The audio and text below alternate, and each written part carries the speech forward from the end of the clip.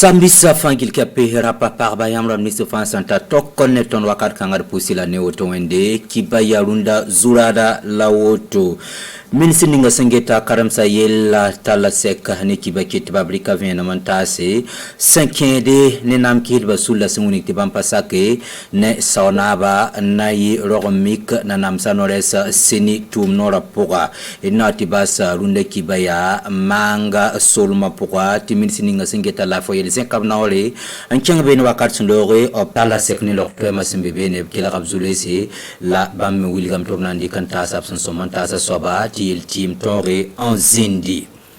lenam sambi serkin ratiba werso pora la sendenge tilwa gomem son toksa yelle nanti wilgila mem ti gouverneur tar sob tum nora pora mikame tina meratin projet ul sumbonti MCA Millennium Challenge Count signal Burkina Faso la malevanta lab seka yiben soba blunda yiboga bene seka zukozia to gese projet ramla nisba MCA signal Burkina Faso na ilan tore ningana kenel zugo sanandika nakena la nisba absanti tikan da ya senkede ne wala wintu rabna likante kataleba kuran song nimbuida wenge etumnata sinzinbe ne Paul David Bambarada olom opam pera MCA ne da yemre to bananti convenam seka zugo itkelare rule seka ya nevenisi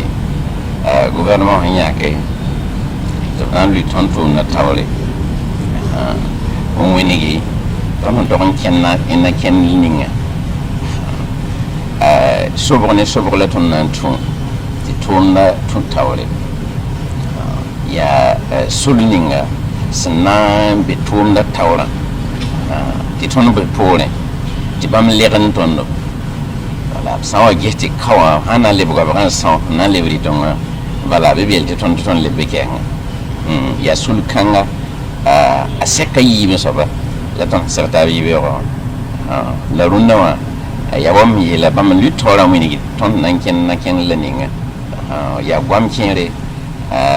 lavo toron gomduna ton ligida zaba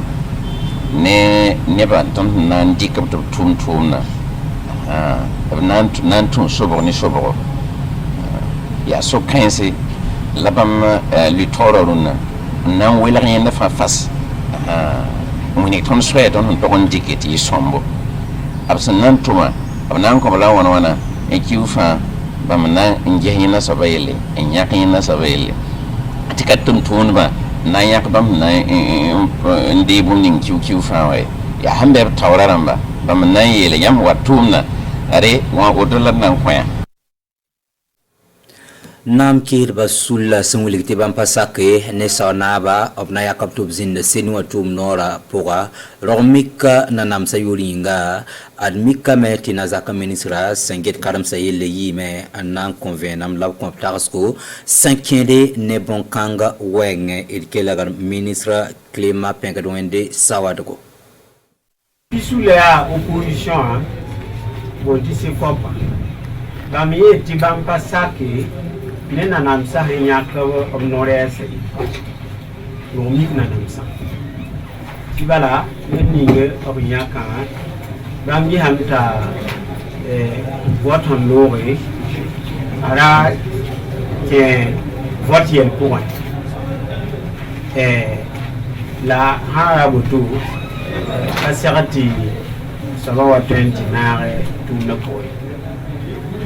sous le domaine Willy Tieme, Pasake, opposition à rien qu'à sa droite à la soirée. Tu vas la yébatem de cinéma, un yet cinéma tourment, la lé à one et à monter activiste, Wanda partir à yellow à Calfan. Et à la tonne, la tonne la boulham, et la tille est tonne le. La tonne le couple avec boulham et le couille de Tarad.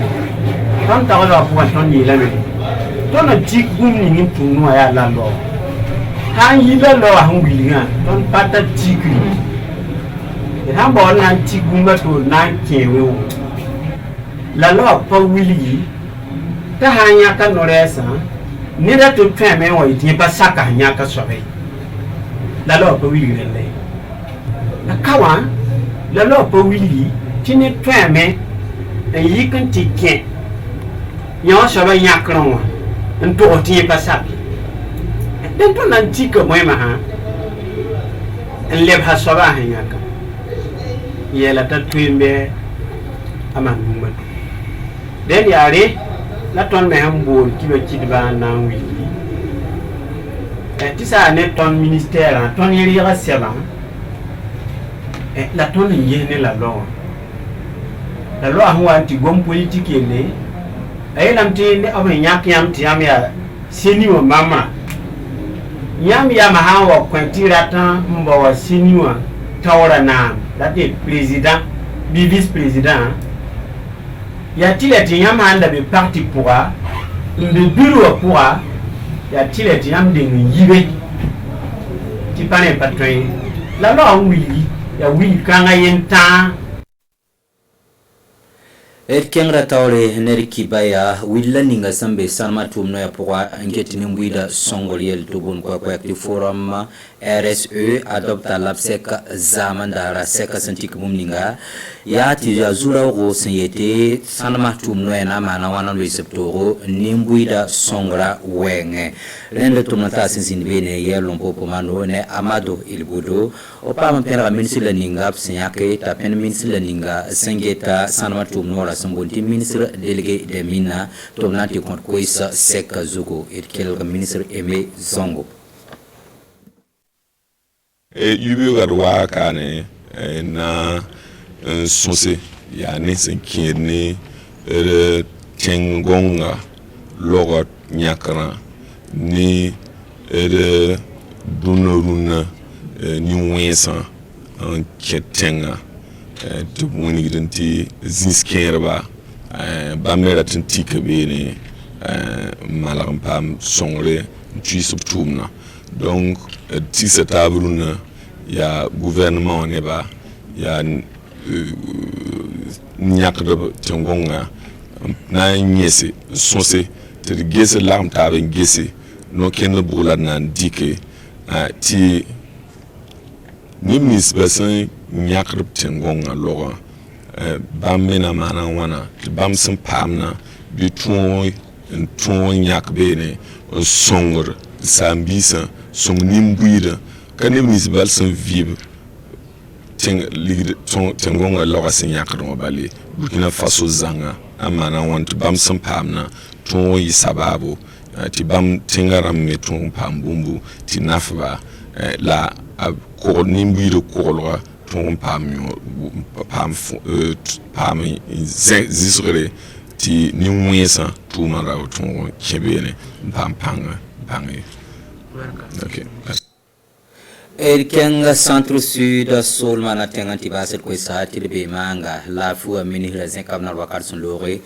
zin bene obsera la fu tum no sambe bene seka zukwese ya total nyeranta neba ngezule la nisba option serde tibam meton nges nakina la nisba option tendike en ton yarba zule bamba ton pam yidigiri ton pam song nimbuida of la fu wenge tumata sinsin bene yeda olo ne isaka fando pam pen la fu minihli tinanti kilarba et kilar professeur Chalmaya Wedrao ton rikda wakato na sohne tumtunma ngeba mezule ya soba mamwane directeur d'Amusro nika fa kelrame ton sohane tumtunba aptor sab zuluese zuluesa ya nika fa tumwenga zuluesa ya tumda zigi teda hayibam pore zuluesa ya nika fa hampate un pam a situation administrative imanawa ndatuto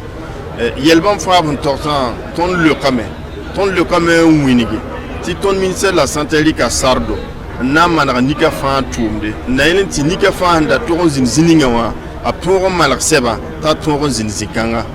tumna ti me ham pora ton wiliga go ne ma me hendik sar ninga na yelen to da ti ma tedo to pam ti don tume ti nimu da pam lafi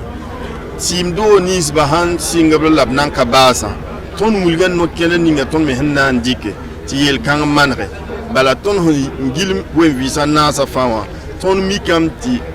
timdo wusro singame la kabasi ti ton mulik ti ton sohane ministère de l'économie et des finances zaman balnanda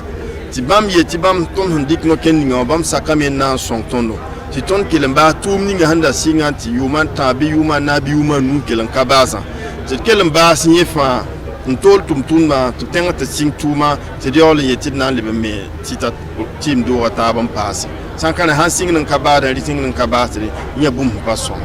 zikanga ton le bum wulga tum ma to nika fa kelen mara nyimbala ti kala rahmayi yala fa na malgana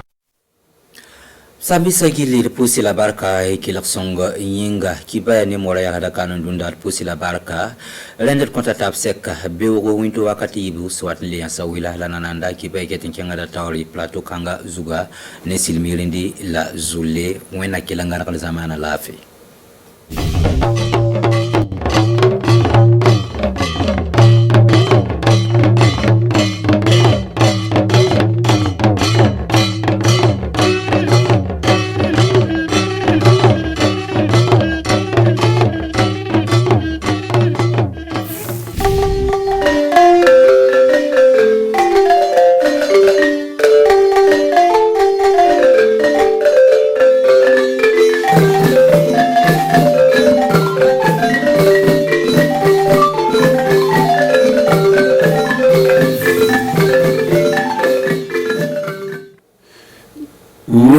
sigira ka nyesin kata minye sida banaka anga jamana konnena o kende ka se ka flo bu ferosoro la yani sangwafla ani bisaba konnena sida banaka ke chugo bine ka tunu ka bo anga jamana konnena miye ka nyesin kata MCA uluka barase fulana obnena damne anga faso konnena o yinyonye basigi usenka ka se ka fle fero jokulu sigira ka se ka fle barase wala nyatra chugo de ka nyesin kata oro fa felala mbalma burkina faso tuzan kan bo anikle autorose abaka jabran so kabni akafa bara wadu bi arawa mimbena anga binshen kalo klita ani nani masangwafla ani muga ani kilin konnena anga klife foriba o kilin lebe lagele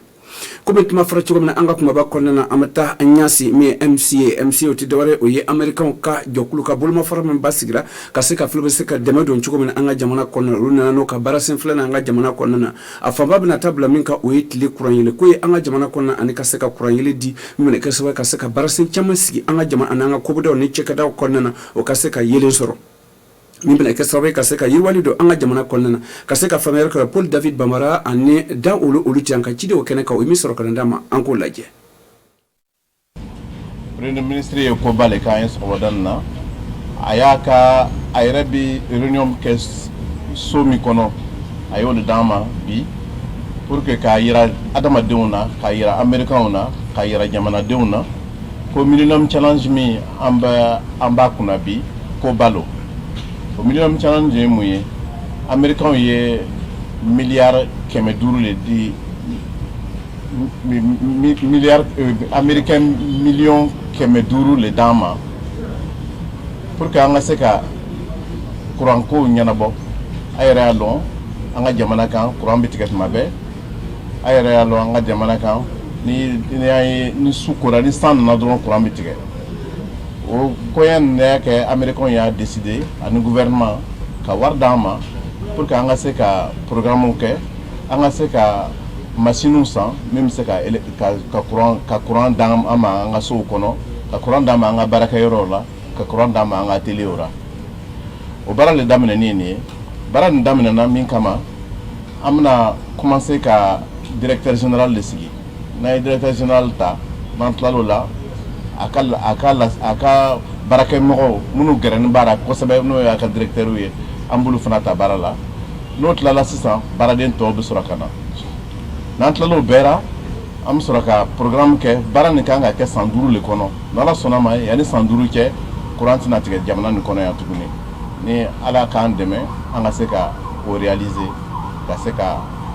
la yir dafa amtana nga chibare komontuma fara chugumna sida bana kaseka fle yana san wafla ani bisaba kono na amsa ko glakle chugudi o graso o ye politique kurabla 50 pour que kura min sorla ka bo mi dunia fantana ka jokulu mon sigino kata dunia kala doko kuna o mo ko Nations Unies o ye jamana mbo o jokulu kona o ni ngoni bakke samyo dankalo klim mo ani kilin konna do o graso dankalo konna o yi ngoni bakke kaseka fle o yi la yuta kaseka fle wa dakenya balia mon sigino kata sida bana kele ko fonfe mo lo bina seka ka se ko dakan ka se ko lakela aka kan o se ka chogu de jona tellement ko na ka se da ko na la kan ka bo anga jamana ko ani juma fantan ya ni san wafla ani bisaba ko na ka se ka famiyar karado anga ci de montu morla dawda watara ani madame Soudia kunate ulu chanka ci de o kele kan o yimi soro kan dama an kulaje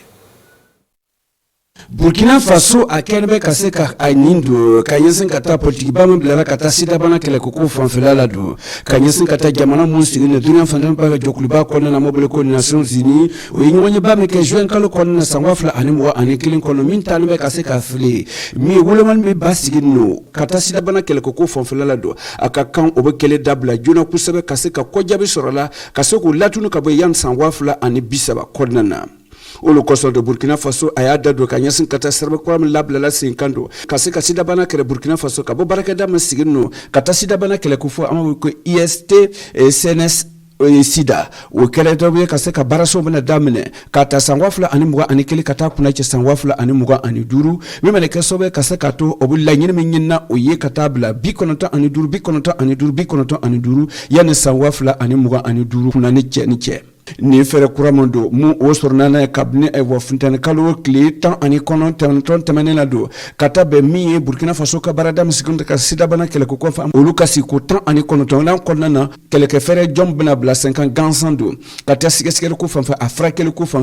ani yere bana yere e wa kise sikeskele ko fa mi e wa mumini sida bana Burkina Faso en fait o kaseka la nyini kaseka fere gaman soro o fanfelala o senfedo aka kan e wa Burkina Faso o kase ko sen wuli ka bo degu mumbe o sen faflala kase ka ko ja nyamna sor ko ja nyama bena beni Faso ka hamina ko ye kase ka do bo sida bana kele ko fa anga jamana konana ana frakele ko nit le saban konana do MSNL SIST o lu kan ci ko tan ani konona o bena min langina akase ka ba kono o fleni o kase ka e wa kuna wulu nyama sor sebe labla ko jabi sor ko jabi mumbo konna ka bo ni nyonje no konana mi penem sangwafla ani muga ani kilin falaye ani kaseka nyine ko mumbe ni kele ne konna do kaseka fere kuran labla 50 o kaseka ko jabe min soro ko jabe kan ni rotab na kesobe kaseka kuna wulidi e wa ko jabe mi bena do ka bo ni sangwafla ani muga ani kele ne ka barason konna ka bo o de me ba fe ni ker mo jokulu fa ani obc mo fanfelala ani kaseka sigasigero ko kusebe sigasigero mena ke katami gapu fanfelala ani kaseka kuna wulu mina soro kasoko laban ko nyuma memene kesobe kaseka degumumbe kasoko lawuli kabwe kaseka sinesigi nyana nyini kabla barasem bana takabla 50 kata mine PNM sangwafla ani muga ani kilin konana abna ke sababe katu deme bako bella gele o kaseka kuna fuli jonjo ne soro kabo ko jabi mbena bo kasa fere kuram mbena bo mi oni sida fe sangwafla ani muga ani kilin kata kuna che sangwafla ani muga ani woro ani pulti welele kam mbora kata sida bana kala ko fanfa min basigira ni sumandan kaloni sangwafla ani muga ani kilin konana amtananga tibara laba amtabo binde ulu musoko noson de sabia ke ka ke ONG Farm Sahel ulu taraka sekata umuso de muso waganani aneko ulu bunya soro kanyensen kata sumansia ani noko kaseko doma jango kaseka yirwali ke kaseka seneke kaseko ka kongo kele kabo ani fantan kele kaseka famere ko anga chide muntu mo okena ka union yenna o isa kafando ani da ulu kasiri flini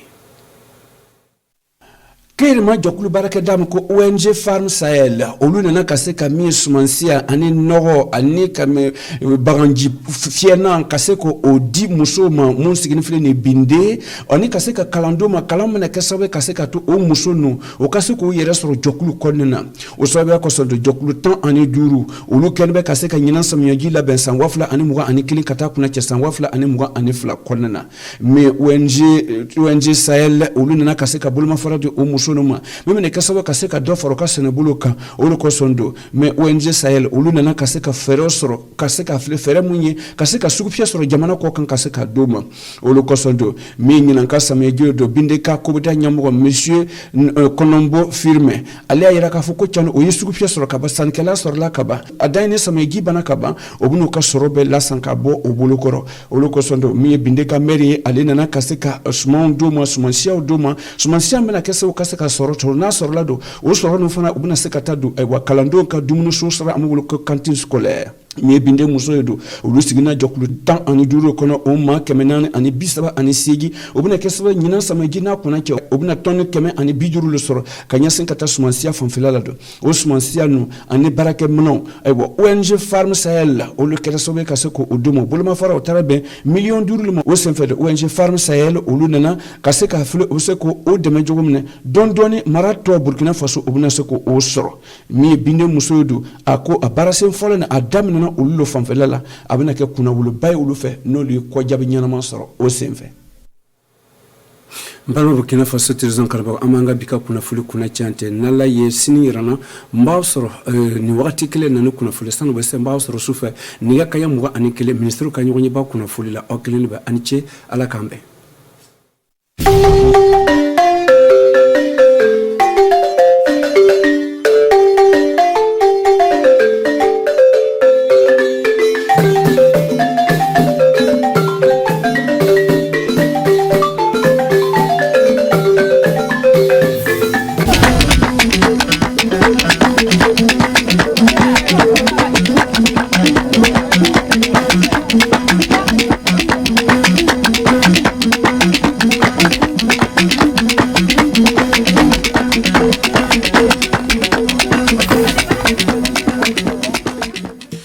remude tonnuji million maro yo on adi wonno ko horejo leydi meden haaja yottinde saabe majjum batta laamu halfinado demri le leydi meden o yehi fara yayre fakuna ton o hokkoy lawol heba demal maro fudde fara ton le kibarju meden handen en kalan hala mudum le hitande fule leydi meden Burkina Faso yaadu do laabi na wada bilisaji saabe ke mayde hanoy na wada saybe mayde yimbe hano yimbe ujune ni na fando don hitande fu ndelle majjum hano batta laamu kalfinado jahale kamdu no dari en watta fatawa neddo futo yahada jango tawno watta dum no kuneji jandeje de wonno tobbe ci waruji meden suudu baba on nyalli e jam bismillah modo arande fu en kalan hala demal jehen fara dum wonno gallure didugu ton fara ton e koldo cibadum ko lomi don dum le dabare horejo leydi meden hitande fu no yidi taw hikka kay o rema ton mar ko watta no ton millioni le majjundel le dum wonno fa hande le bangal diugu bukudu mo hon fara yayre dum wonno fakuna batta laamu makko halfina do demri kam wonno ko yehi ton joni kay fa hokka lawol heba golliji di fudda ton delle ko be pileto don watta fa Burkina be keba nyaama fa kejabu fa pame nono dum fuddu nyaari en jahan kettino en ummu jallo le ndewgu bukul muhun ton wonno to batta laamu demri Salifou Drago o hokki lawol fa golle demri maro fudde ndelle al kadara ton maro million goto woni ko hedete hikka o sinilam dum muy dum fu fa handen yo imagol laamido leydi ley hen ndewgu bukulde mun ko anni remude du do hemre fu sappo e joyi yoko leydi jeey hebde. Il y a eu une dynamique qui a été mise en place pour nous permettre de pouvoir atteindre ces dabariji lobbijo inam no watta fa komin kaaja dum yotto wodi yo barjaade fa hande gollobe liide golle dum saabi ko rawan gollobe fa wodi ko kama dum wonno moddi non do watta fa handen fa lukaaje meden kewa wodi fa handen fa maro gon heje puissions être autosuffisants à riz ko uli milliards jeenay buudi men CFA woni ko gouvernement e wallibe mudum en ngatti fa ballare mobe maro. À l'image de ce que Bafon que nous visitons, il y a 1000 hectares ujunere e keme jeetati mo'ina fa maro reme wodi birigina wodi tawti fa hande awtiri fa remobe dum wonno owte. Le conseil agricole que ce soit assuré no watta fa golle den fu gasa fa woda service jo'inama fa hawjodo. Nous avons aussi comme rôle de travailler à capter gollal amin gongal yo filade fa hande jawdi e gollude fa dabareji lobbi kebe fa ndemri maro heba derja le développement de l'agriculture au niveau du Burkina Faso. Ndelle remobe ton bi ana jetti sanne feedaaji piletede yo daranade fa rafi nguri ta wada wodi tonji millionji tati maro wonno ko hebete do yaade dum wonno hitande ujunaaji didi e woronje. Ayo jonin en tawoyete fara dowli seno le ton kawrital waɗi gallure dowli joni ka fa teddine e rewɓe meɗen Sahel hano noy hano joni kay hollitinde ɓe rewɓe du ko hani waɗanede e ko jeeya waɗede woɗi du le majjum le batu maɓɓe ɗon ɓe keddoken kamɓe ɓe bullito ɗum wonno yeeso gouvernement burkina meɗen daara ɗum e wonno ko wawi waɗande ɓe no watta fa taw joni ka hawrodinaɓe ele dabreji adeteɗi fou saabu ɓamtare wawa haalede haala muɗum hande tawa rewɓe hawrodinaka limore maɓɓe ɓuuri dukoy ndelle ɗum wonno ko ɓe jiiɗi yettinele majjum woɗi du fata ɓe jeguite le anniyaji ɗi e jahan kettinoɗen fa hande en Oumou Diallo finnoɗoɗen ko ɓurini rewɓe Sahel keeɓi paami golle gonɗe no gaɗe nder leydi meɗen Burkina Faso faa ɓe keɓane ɓeydari e ko ɓe jeeyi waɗanede ɓe keɓa cellal e ɓeygu tawti fa hande ɓe mbeyto ndelle saabe o batu waɗi ko ɓe paami ngal golla. Chacun, par exemple, au niveau des directions régionaux, vont présenter. Mo hen fuu ley mawɓe service aji ndowuji hollan ko waɗanta rewɓe heɓa ko haɓɓi hoore rewɓe darane ɗum fuu fa Allah e aduna fuu faama ke rewɓe na woodi darja woodi yo bimbindere ley gurdam en mbawa wadde fay gotum tawe en gattay rewɓe ko ɓuri fuu rewɓe Sahel et spécifiquement de la région du Sahel ndelle jama rewɓe yaltuɗo na hollake rewɓe na gattani ngal gollal hakkillo. Nos femmes sont sorties nombreuses pour ce message. rewɓe jalti fa keewi fa nana ko wi'a woɗi ɗum hollatana du ke laamiɓe ne jeeyi fa hande gollude fa gurdam rewɓe yaara yeeso de leurs conditions de vie. batu wawtu mo himɓe laati gotum mo himɓe fuu poti ko e yo batu fa hande daraniɗo fa gorko e debbo fuu pota ko e laato gotum. ayyo woɗi delle e jaran yeeso so en ƴuuri dooli fo e jahan manga tondu jilla altinere fa waɗa balɗe jeɗɗi wonno ni joni kay ko ñala ittete fa joni kay tindine yimɓe andita kamɓo e no yehirta e laawol soni adi ɗum ndelle le majjum hano battale laamu kalfinande jahale le leydi meɗen kan wonno ko aldi kawrital ngal ndelle le majjum e tinnoje maɓɓe naɓe jiiɗi tawa neɗɗo fuu jango soni adi motere muɗum fa waɗɗaken fuu tawi ko de watta hunere janɗere nde noon watta fa masibayi ɗo laawol taw no wawi ɓuytude jonka saabu iɗum wadda saɗɗaji ko ɓuuri fuu ele banggal jokkolɓe toon ndelle ɗum du en jahan kettinoɗen Oumou Diallo fillonoɗen ko ɓuuri ni hitande fuu ko ɓuri himɓe ujunere na mursa yonkiji mumen nder Burkina ɗo en saabe bala uji dow laabi woɗi ɗum wonno sababu arano ƴugol sukaɓe suɗɗuɓe ndelle sey ummoɗen daroɗen tindinen himɓe tinno fa handen gatta hufnere jamdi ɗum saabi joƴƴinere ñalowma dogginere moterji le gallure manga e dow ardangal batta laamu kinniɗo jahale no woodi doygal kollowal sonnoɓe moterji e kufneje kena tilsi e maɓɓe ɓe kokka ɗum wonno kala coɗuɗo motere fuu hufnere leyɗon eɗen jiiya himɓe na cooda ɗum wonno moterji amma kippata ko hufnere nder naaku. Une tête qui cogne une route bitumée, un bébé par exemple. hoore fuu tappude laawol gattangol goudron yo barmere bonde leyɗon miɗen anni niɓude laabi lobbi laabi kewɗi gattaɗi ɗum wonno goudron ndelle miɗen jeeyi tindinde sukaɓe mawɓe tan doggina motere tawe kippaki hufnere. Ne jamais sortir sur une moto sans porter son casque. hippagol hufnere na sadio neɗɗo woɗina hiina ɗum fa hande e barmariji ndelle ni batta laamu jahale e tawti fa hande batta laamu ndernago anni gollirde fa himɓe ndewa laawol. Nous sommes entendus aujourd'hui avec donc le ministère de la Sécurité. Min kaldi fa woɗi min tindinan himɓe fuu e hippade hufnere ele ɗon police ɓe hoore muɗumen ne jeeyi hippade gaɗa nden min jukka neɗɗo fuu mo reway ɗum wonno laawol. Nous allons réprimer de manière sérieuse en appliquant la loi. Au niveau de nos hôpitaux, il y a beaucoup de malades. e cuuɗi lokotoroji ñawɓe hewɓe no wondi e naw hoore ɗum saabi miɗen jeeyi fa hande haalande himɓe tinno kippo ɗum wonno hufnere jamdi. Ces traumatismes là important le casque. joyaɓal ñalowma ndenago dow laabi waɗi dow ittugol IM fa yonkiji caaje. gasi delle kantiren kibarju meɗe e hotilde joni gallure wayguya fara wayga to ndu no woni noon gurel no anditire bilinga ndel bilinga du kamdu yimɓe muɗum heeɓi joni kay diyam labɗam saabu yo pompi yerwita wonno koɓe kokkara moye wonno gaɗɗo moƴƴere nde yo Smaila Ouedraogo neɗɗo ƴefto kongo dow inde MPP fara yattenga toon ndelle nde moƴƴere du haɓɓodaki no e aadi moɓe adidinno e ngo wuro wakkati nde filagol laamu umminode leydi meɗen nde ndelle ɗum fuu ɓe keeɓi ɓe jottini ɗum ñande alande fa paame noon ɗum fu ɗum yaari Moussa Kita wonamo ton Oumou Diallo fillontoɗe bilanga wonana wurtode wuro fara horɗore lettugare e kilongaji jeɗɗi e waygiya madame Gira wonana na lonna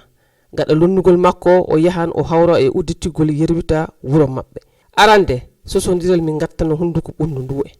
amma jonin kay albarka Allah min jetti Allah min keɓi ɗum wonno yerwita ndelle tampiri amin ɓoytake ngal dokkal yo aadi mo MPP hoƴuno wawtude laamu filetano ley hitande ujunaji ɗiɗi e nogay kan wonni en ndelle Soumaïla Ouédraogo wari fa uddita ɗum wonno yerwita on min garana subaka handen o fa min ceedo udditigol yerwita momin koƴuno aadi e waɗande himɓe wawtude min pilotono laamu feeti ɗum min gari dufa handen fa min barjo ko ɓe cuɓi neɗɗo amin moɓe jinno ɓe cuɓo wawtu suɓu Le village de Bilinga n'a pas moins de 2500 habitants. gurel Bilanga na tawra e himɓe ujunaji ɗiɗi e keme joyo woɗi ley wuro ɗon yerwitaji tati tan godno tawele yerwita goto fu himɓe keme tato jeey gollirde ɗum ndelle warana wi'ude ke himɓe hewɓe ngalano ɗum wonno ndiyam amma handen miɗa welti sanne Arrivé de ce joyau, je me sens beaucoup soulagé. ley hen himɓe Bilanga na barjo balluɗo ɗum en sanne amma hantaki ɓe mbiyana ɓe kaaja nika ɗum du gasan si Allah yiɗi jaɓi ni wonno konngol Soumaïla Ouédraogo